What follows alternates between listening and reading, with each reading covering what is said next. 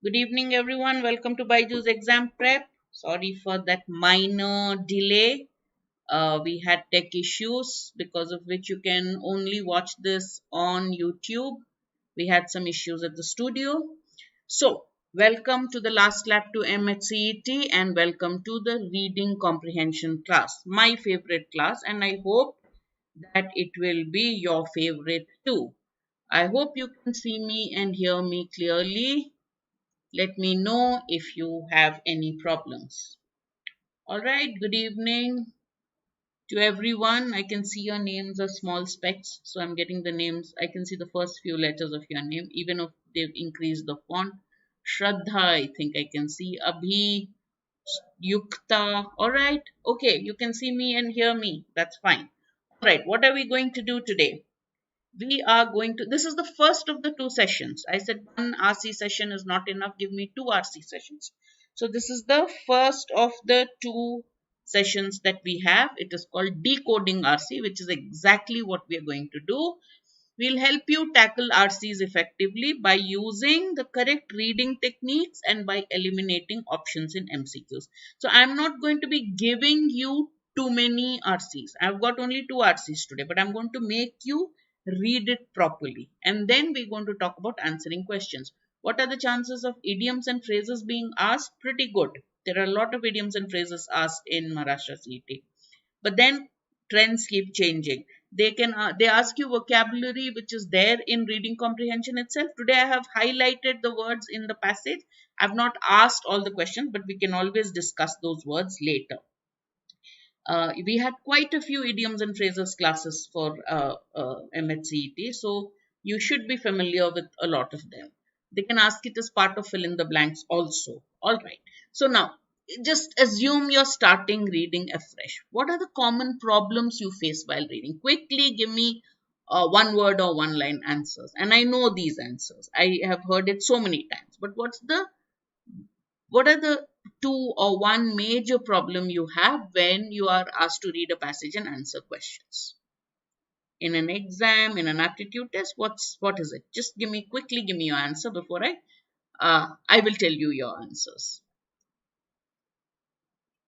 Mayank, Jayashree, Makaran, let me hear your answers. Madhura, Sushmita. One problem. Is it the words? Is it the subject? Is it the questions? Yes, speed, in the sense that I am slow, there's not enough time. Okay, now why does that happen? Why is speed a problem? Do you know? So normally you will come up with speed. Why is your reading speed low? Speed is low because of two things: problems with vocabulary, problems with focus, and problems with remembering what you have read. So you keep going back to the passage and finding out, okay, what was said, what was done, the flow of reading. That's exactly what I'm saying. You don't remember. So you don't remember the passage or paragraph. You finish reading the paragraph, I'll say, have you finished reading? You'll say, yeah. What did you read? You will come up with one or two words. Okay, so speed is due to your lack of vocabulary. So you read one word, one word, one word. You should never read in words. You should always read in thought units. Second, why are you struggling with the words? Because your vocabulary is poor.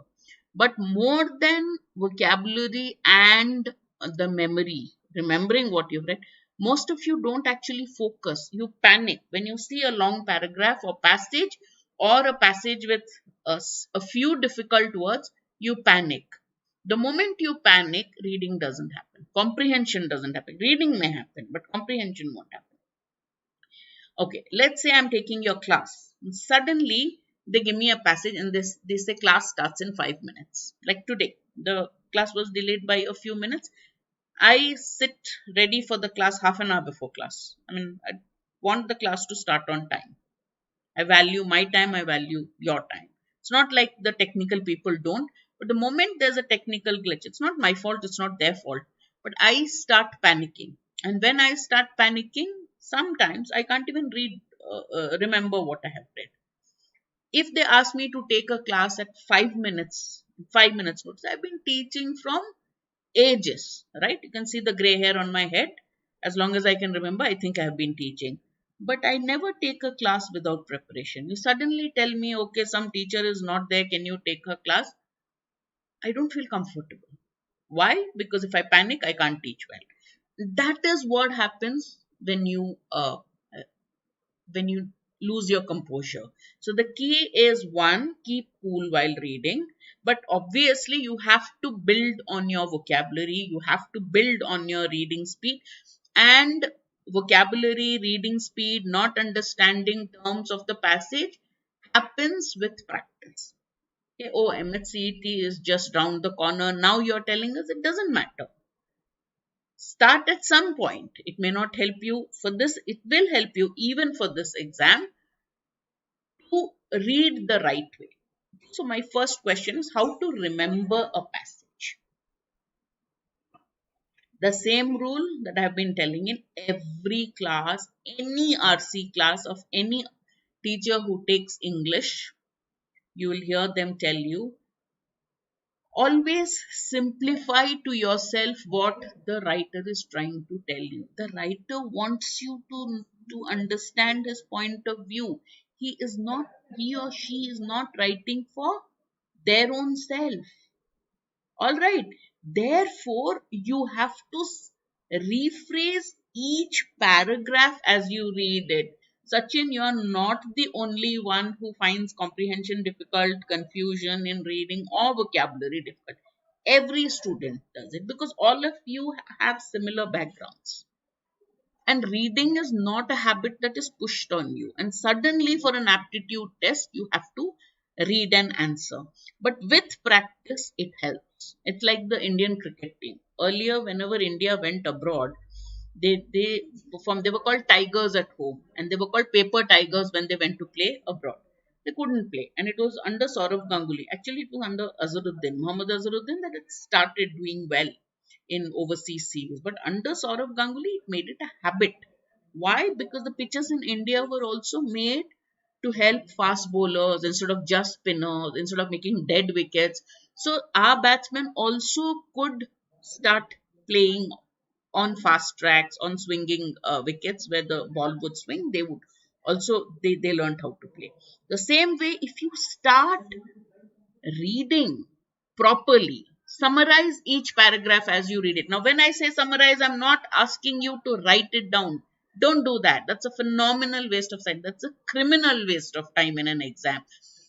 Say it in your own words. And what kind of summary do I mean? So the first paragraph is talking about, is defining a particular term and describing it. That's how you need to remember.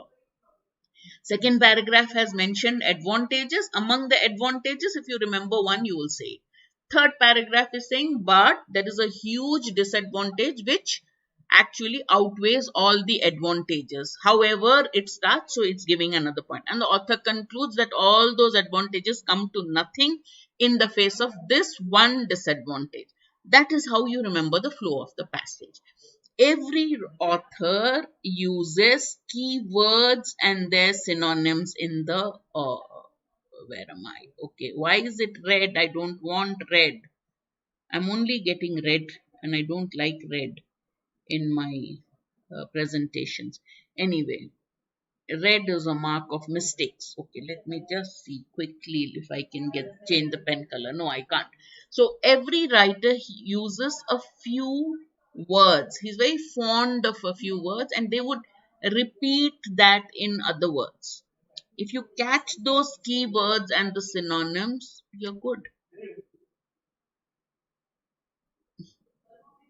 I read books, but I go into panic mode when I read passages. Don't go into panic mode. That's the whole point. Because reading comprehension doesn't require any previous skill of reading, right? Oh, yes, here is my pen. Why am I not getting the pen color? Wait.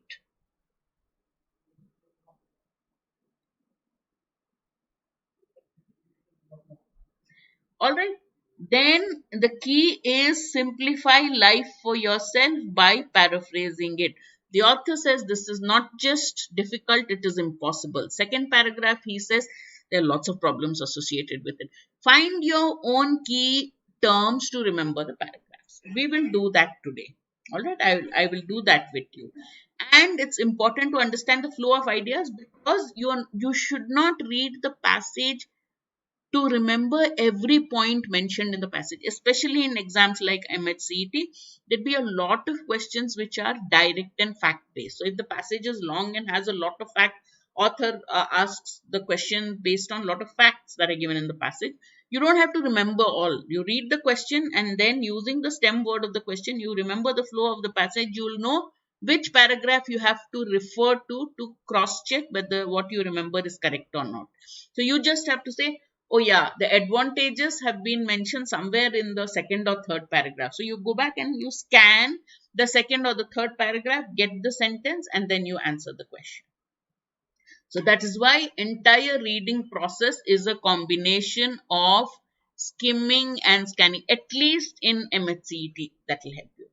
CAT is a different cup of tea. In CAT, you need to really understand the passage, the author's tone. But in MAH CET, there's not such a high, the degree of difficulty is not that high. In fact, it's pretty easy.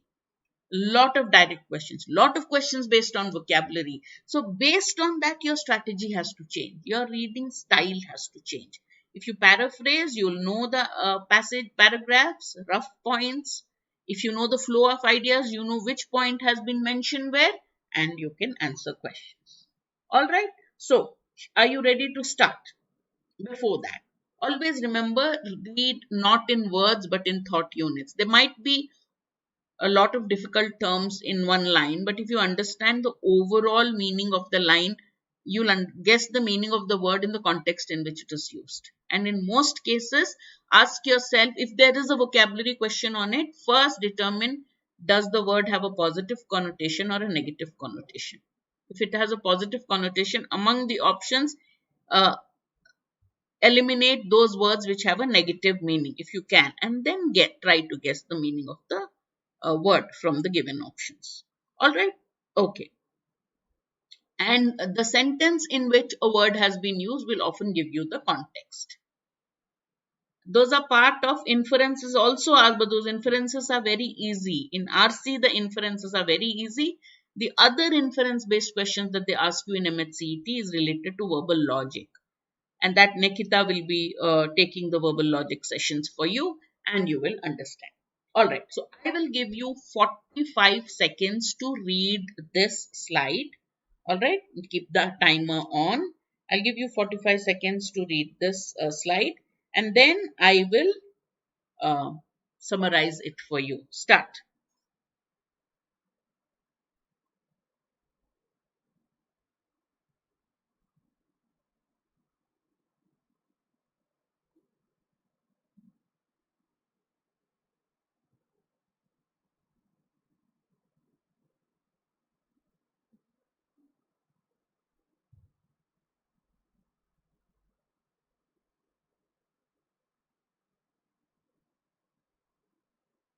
30 done. Now quickly summarize in your own words what you've read.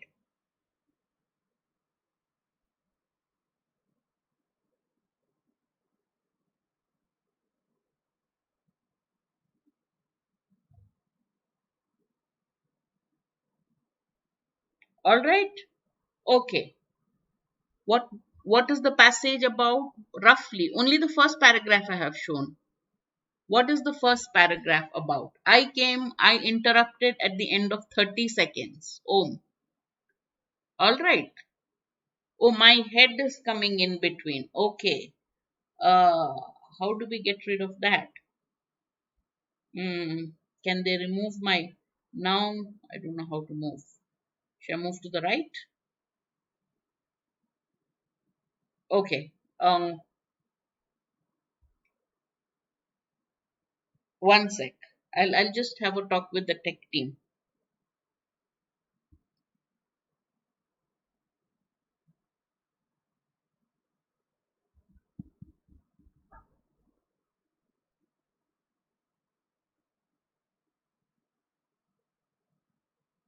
I'll tell them to make me go to the left, to the right, whatever.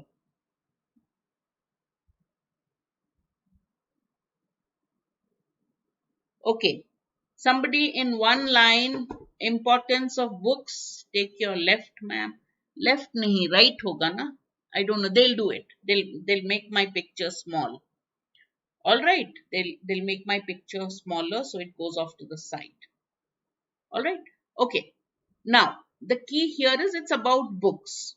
But is it about the importance of reading books? It's not. One, he says, there's a guy at a party now. This is the key to the subject of the passage. This is called a hook.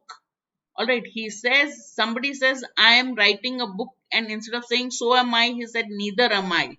What does that mean? Okay. If I move to the left, how does this help? I don't know. I'm going off to the center of the screen, man. I don't know. Anyway. Somebody will help. Don't worry. The tech team will help. Till then, let me sit comfortably. All right. Now, the author says we have been prone to exaggerate our capacity for books. Badha chada ke bolte hain, I've done this, I've done that. But when we talk about specific books that we haven't read, that was not accepted in the past. Maybe now it is being accepted. Maybe now, in the past, no, he didn't talk about the present now. He says it was looked down, frowned upon if you lied about the books you read. But you could always make up for that lie by, if you wanted to. And how would you do that? There were not many books then. There was a short list, a few classics. All right, let them just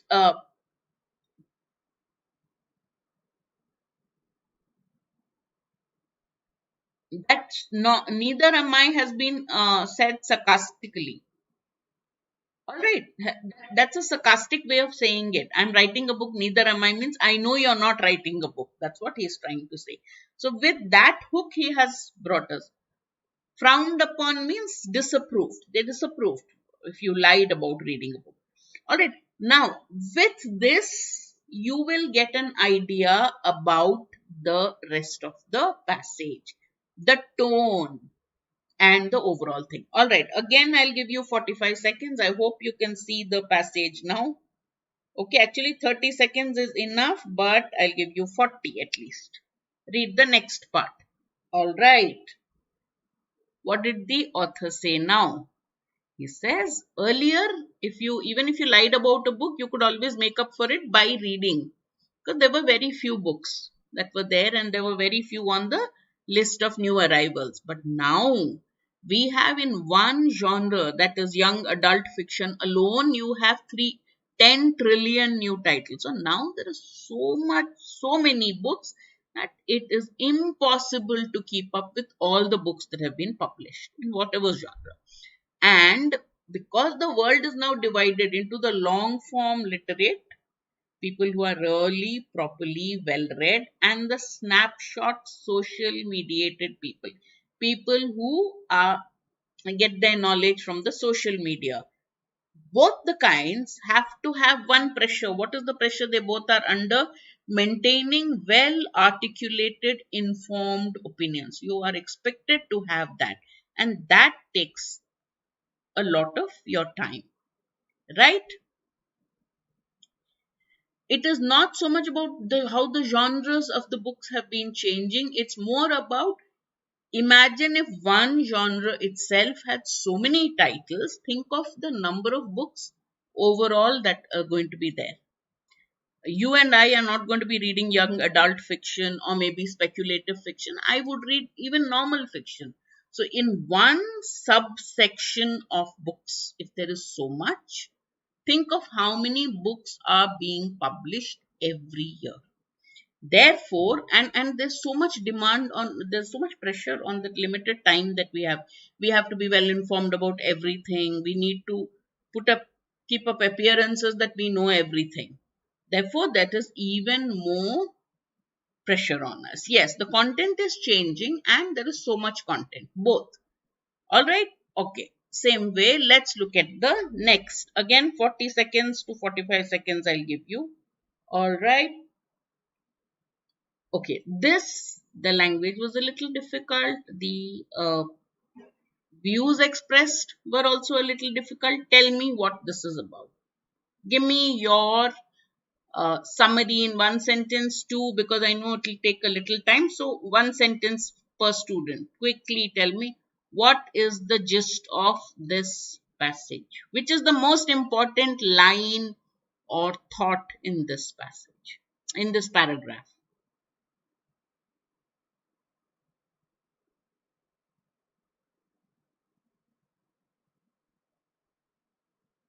Not every line in this paragraph is important, though it's interesting. But not every line is important. The most important line in this paragraph, which will give you, every paragraph has a theme sentence. Okay, I'm not asking you to search for that, but when you read, if you get the main point, you normally would identify the theme sentence immediately. The theme sentence is the one that gives you the main point. What is it talking about? Is it the first part, the larger the island of knowledge, the longer the shore of wonder? Is it that the coastline is fractal in nature? Is it that there is no there when you get there? Is it the Mariko Ioki phenomenon which says something happens in your stomach the moment you enter a bookshop? Maybe because it reminds you of an exam hall? And then, no, that's not the main point. The author has a Mariko Ioki phenomenon when he or she enters a bookshop conscious. For the Mariko Ioki phenomenon is that you feel like you have a stomach upset. You feel like your stomach is churning when you enter a bookshop. Why? He says for many it is maybe because of the chemicals in ink or the quiet that is there in a bookshop that reminds you of exam halls, and psychologically you don't like it. But in the author says, in my case, it's not that. It's a perfectly conscious feeling. What is it? When he or she enters the bookshop, it's the unwelcome reminder that our literary to-do list grows even longer as our moral span contracts. The author says when she or he goes to a bookshop, it's not joy. It's just this reminder, this scary reminder, oh my god, there are so many books on my to-do list, and I have so little time to read it. Okay, that's the main point. Other part is nice, that the island of knowledge, shoreline of wonder, oh very nice. But the author says, but that shoreline is very complicated, and you never reach that shoreline because it is so big, so much. But the main message here is that books no longer give joy to most people. In books, it's often that, oh my god, I have got so many books to read, I have so much to catch up. Our list of books to read is so huge that you have difficulty in keeping up with so many books. Exactly, Sushmita. That is what is the gist of that line. But when you read that, you will say, maybe there may be a question on it. There may be a question on it. Not really important. That's the feeling you'll get. The next part, very nicely written. It's written in a very conversational style. Okay, again, let's have you read it on your own without me jabbering in the middle.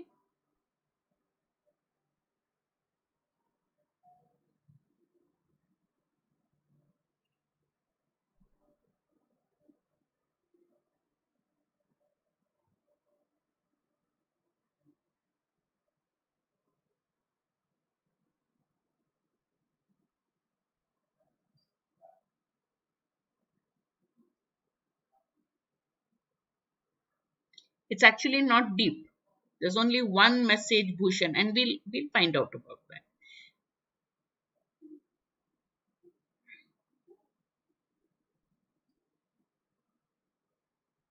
You don't need to have any previous knowledge of anything. You just read, and literally what she's written, you understand.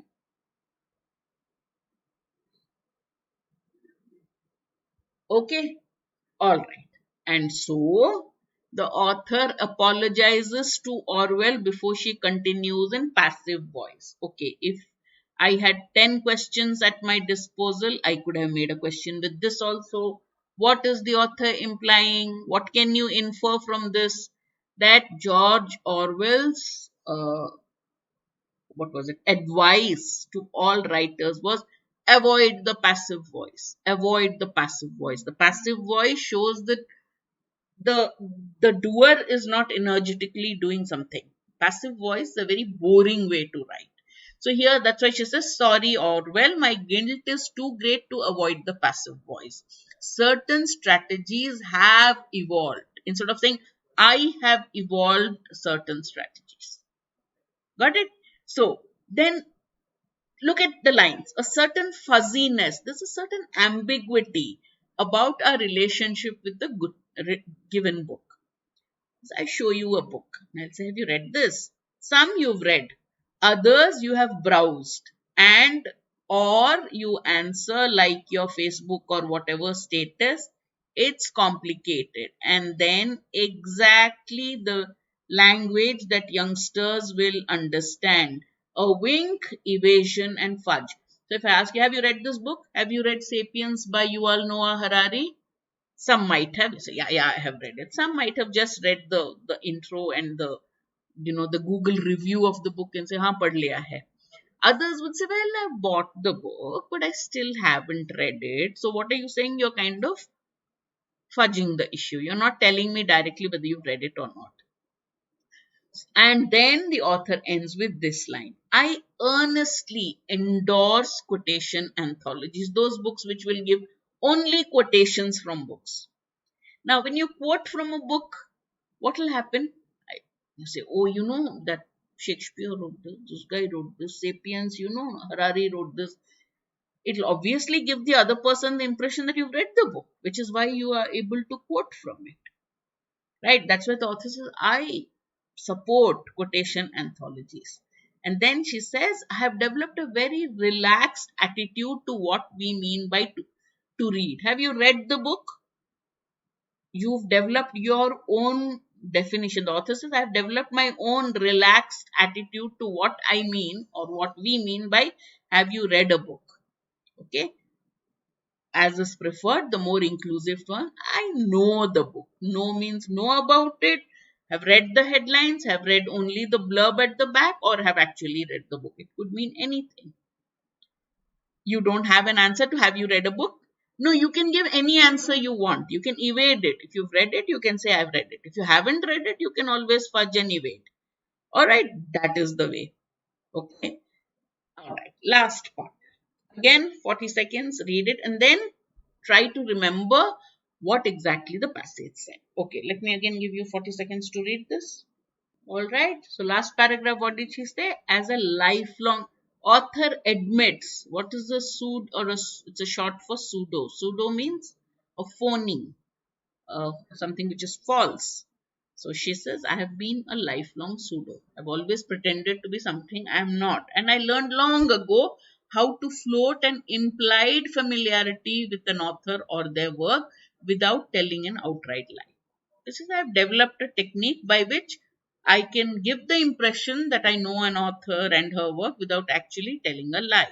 I have a shell like a Galapagos tortoise. A tortoise has this huge, they are different sizes, but they're normally known because of the huge size and the shell on it. When challenged on this sort of things, what does a turtle do? What does a tortoise do when it is challenged? It retreats into the shell. So she says, I have a shell like that. I can defend myself or I can retreat. I assume that's what she's saying. Then this one. I have noticed that such libertine manners are fast becoming normalized. This is the point she's trying to make. That I can, without lying, actually imply or give people the impression that I've read a book. But now, libertine means immoral. A person, actually it's a name, it's in a man who doesn't have morals is called a libertine or a rake. But when we call it libertine as an adjective, libertine manners means immoral. Doesn't have morals, no morality. Okay, such bad or wrong or unethical manners are fast becoming normalized. That means more and more people are telling lies or without actually telling an outright lie, giving an impression about having read books that they haven't read. All right. And then she ends with a very personal quote of how a daughter who hadn't read a book could write about it and score 39 on 40 only after based on a class discussion. She had only heard a discussion. She hadn't even read the book, but she scored 39 out of 40. So the author says, I tried to look disapproving, but I realized that, she probably will survive with this skill rather than that. Now, when you really go back to the passage, tell me, what is the passage about? What is the main point of the passage? Easily you can tell what's the main point of the passage. Let's look at the questions. What is the author's main point? You've got 5 options. Look at the options and give me your answers.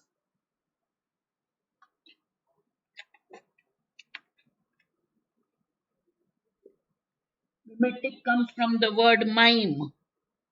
What do you think mime means, Sushmita? Mimetic comes from the word mime. When I mime you, you mime somebody. What are you doing?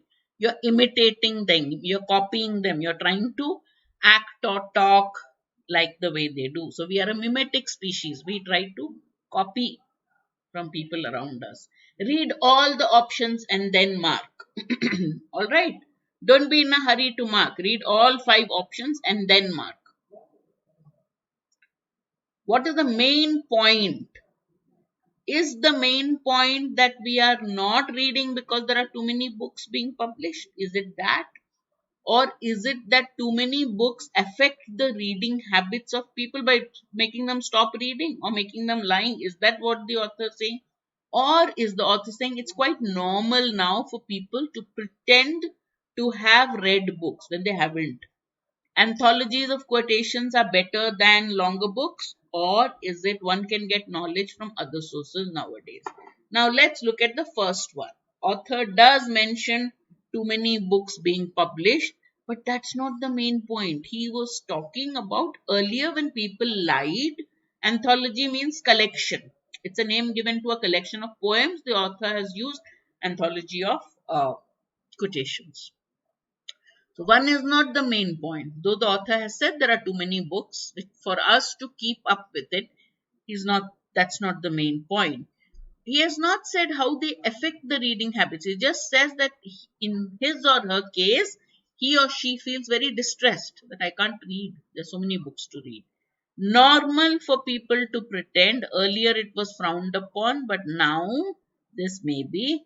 Anthologies. Do you think the author is serious about the anthology quote? No, that was also a very sarcastic comment. I endorse anthologies. Just to tell you that if you from an anthology books, you can boast about books through quotes and give the impression you've read a lot. But the author is not trying to tell you that they are better than longer books and hasn't talked about other sources of knowledge. Therefore, the correct answer is C. That earlier people were, when you lied about reading a book, people disapproved of it. But now it is becoming normal. The author says, I'm not the only one who does it. I realize that such libertine manners are becoming normalized. More and more people are pretending about reading a book. And whatever the cause is, and too many books being published is maybe a cause, but it's not the main point. Alright, the next one. Very first line of the passage. I'm writing a book, says the man at the drinks party. Neither am I. What can you infer from these lines? I'm writing a book. Neither am I. What can you infer? 5 is not even, E has not even been mentioned, no, Bhushan. E in question 1 is C. A main point of the passage is what is the author trying to say? Has the author at any point told you that people are not reading books because they are getting knowledge from other sources? As the author mentioned, he's just said that people pretend. People don't read books, but they somehow manage to give the impression that they've read it. I have done it, the author says. But hasn't gone into other sources of knowledge in the passage at all. So how can you call it the main point?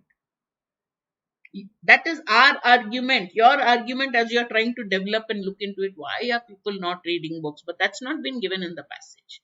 Right? Question 2. What is the answer? Inference. I'm seeing lots of B's. Only B's so far. All right. Yes, the answer is B. All right. Excellent. If you understand the main point, getting inference questions right is very easy. All right. Let's look at the next question. We paraphrased, we took time to paraphrase it, which is why you'll get all the questions right. Make this a habit. In the exam you'll do the same reading and paraphrase. It has to happen simultaneously, and it will happen in 5 minutes. You can read and paraphrase. In 3 minutes you can read and paraphrase. Doesn't need much time, but that has to become a habit. You have to practice. All right, what is the attitude of people to pretending, or in the past what was the attitude of the people to pretending or lying about having read a book? Give me the question number, alright? Then only I'll know. Sehrish, give me the question number so that I know whether you're answering for 3 or 2. 2 is done. Now answer for 3, but write the number. It was accepted. People accepted lying. It was disapproved of. People accepted it when one lied about specific books but disapproved of exaggerations on the number of books read. Or was book reading itself frowned upon? What is the answer?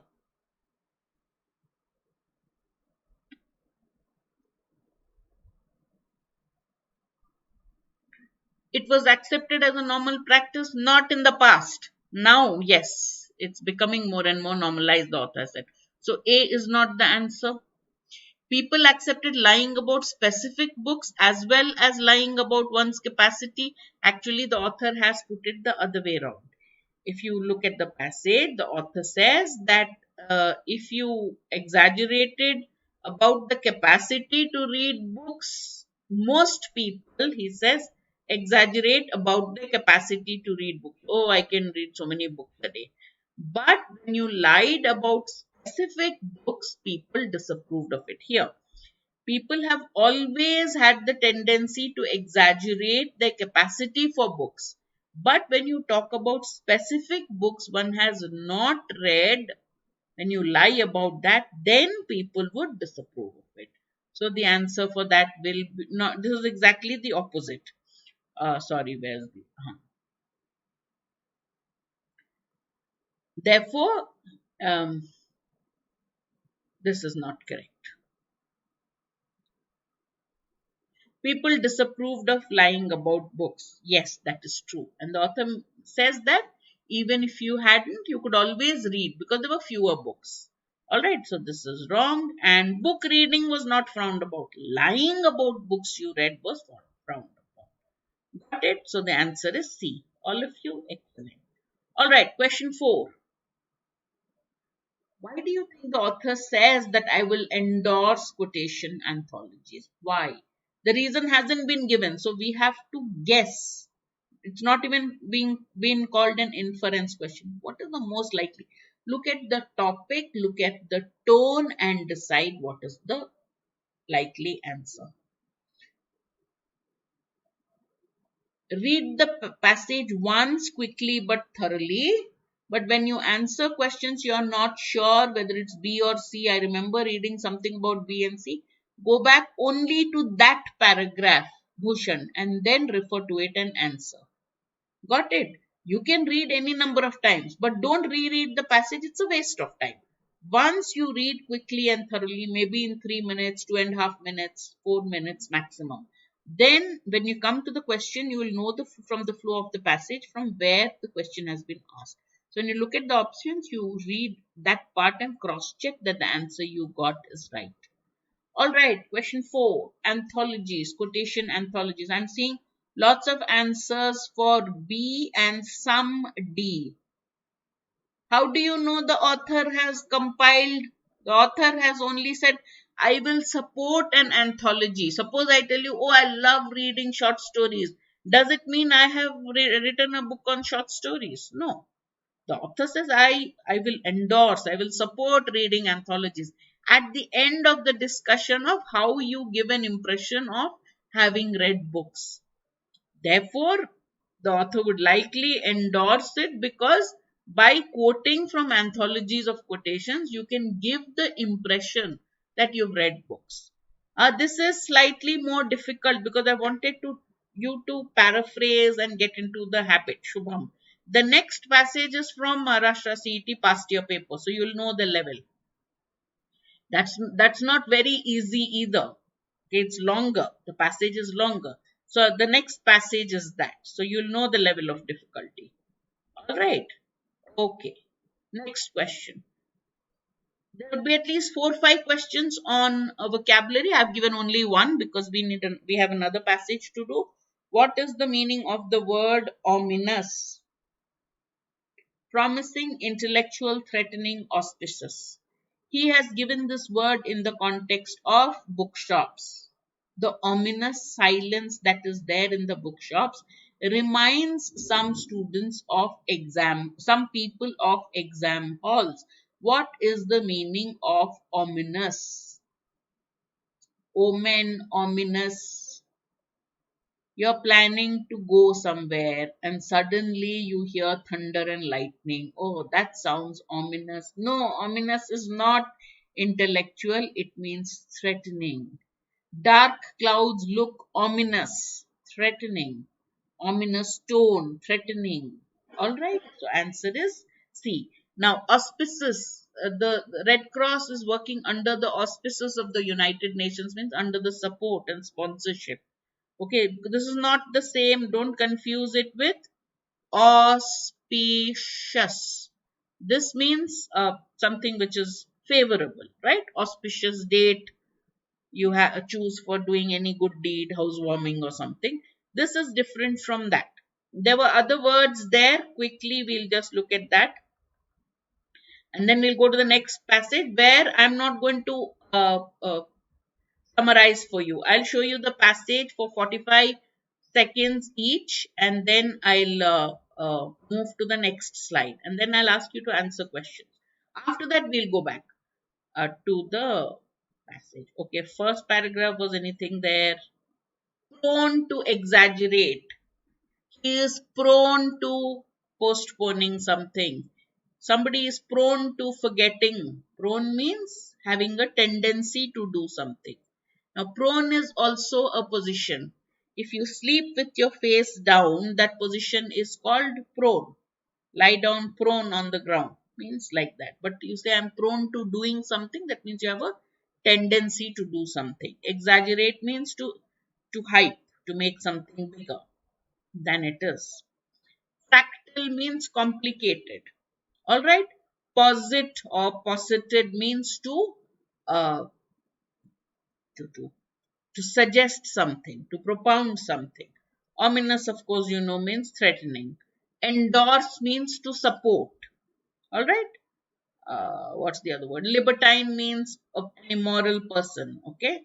Ostensibly, apparently, not the actual reason. For an ostensible reason means that may not be the actual reason. So, apparent reason. What appears to be the real reason but is not the real reason. That's called ostensible. Okay. Mimetic means miming. All right. So for the next passage, that's your test. You have to read, you have to paraphrase. If you haven't read within 45 seconds, I'm not going to wait. I'll move on to the next slide.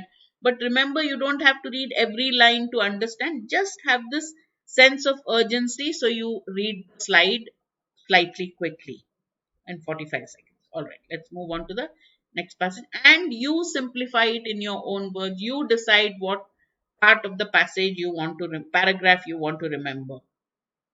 I'll show you the passage again when you answer questions. For now, start reading. I'll give you 45 seconds per slide. Some students might read it faster, some may not. Next slide I have shown you. Next slide.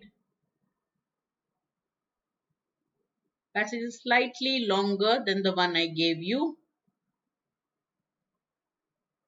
Just keep reading. Whatever you can remember, whatever you can process.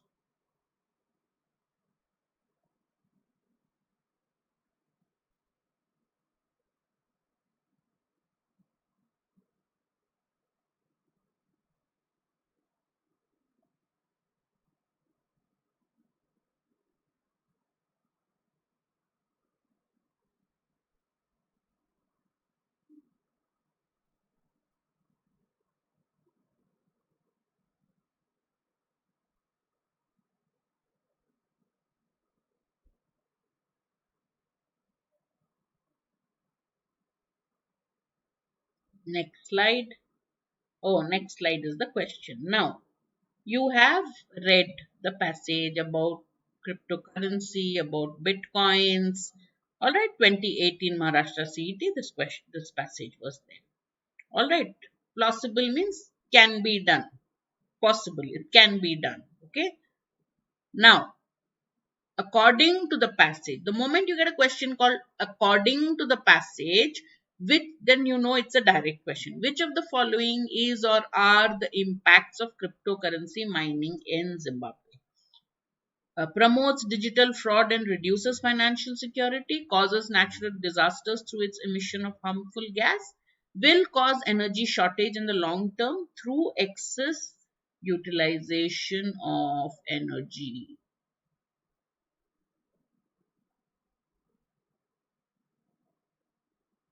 All right, now look at the options. Tell me which paragraph should I show you? Where does he talk about the climatic part, or you can answer without seeing? I see many answers for D. Nowhere has he talked about fraud and financial security. Nowhere. He has not talked about fraud at all. Therefore, it has to be B and C. Okay, you remember reading about it. He has not mentioned fraud anywhere.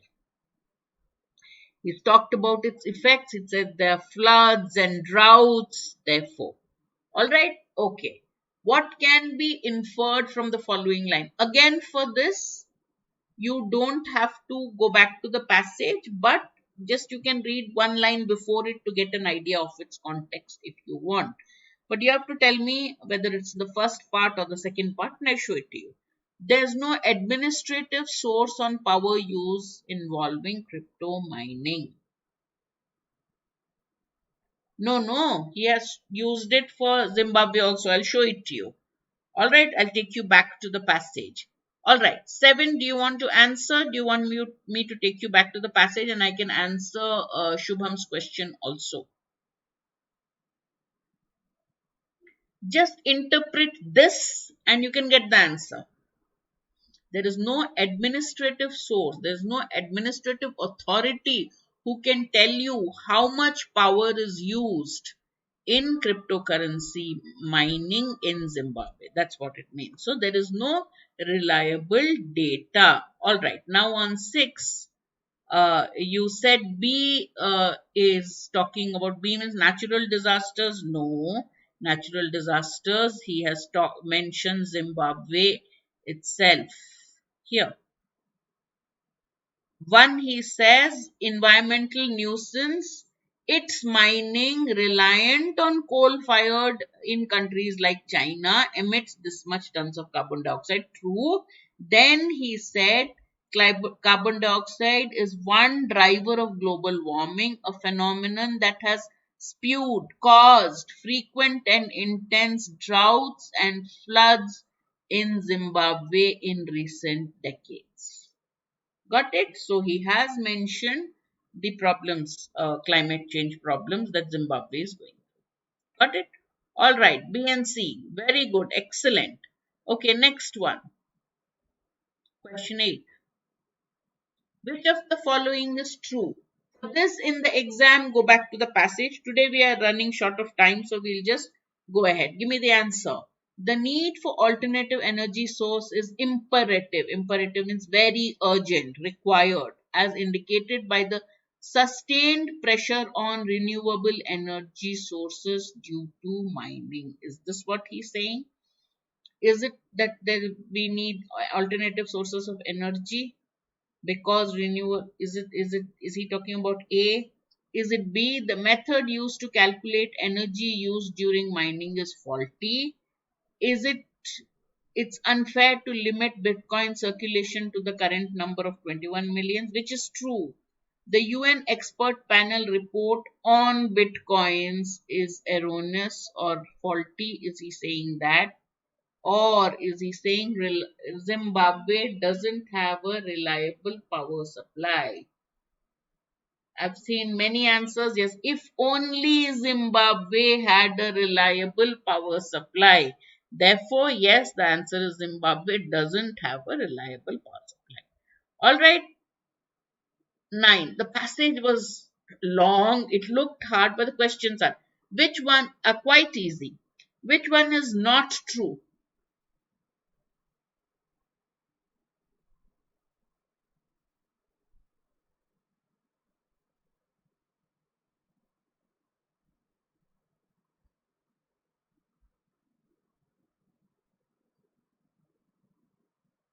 Which one is not true? So you have to choose the false statement. That means there are 4 correct statements. Give me the question number 9.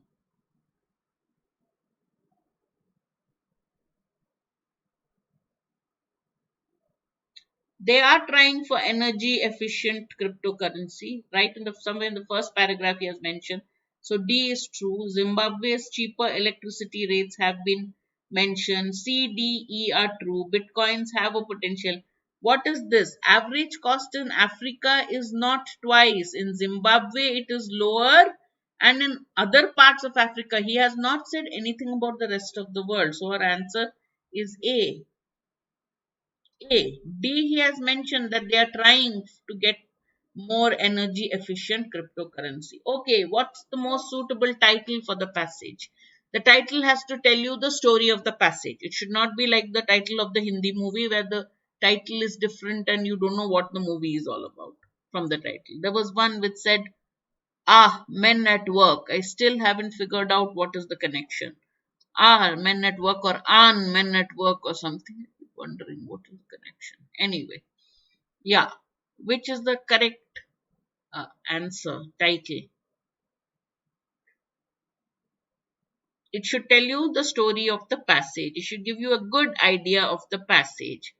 It is not talking about Zimbabwe's digital progress, is it? It's only talking about cryptocurrency mining in Zimbabwe, which had problems. The global digital conflict, where is the conflict mentioned? And is it about the digital conflict, or is, don't you think the title should mention cryptocurrency, bitcoins? Wasn't so the most important word has to be there, either bitcoins or cryptocurrency or currency mining, and that is there here. Okay. Threats to cryptocurrency we can't have. The threats or the problems or the disadvantages due to cryptocurrency, but it cannot be threats to cryptocurrency. Yeah. All right. So what did we learn today?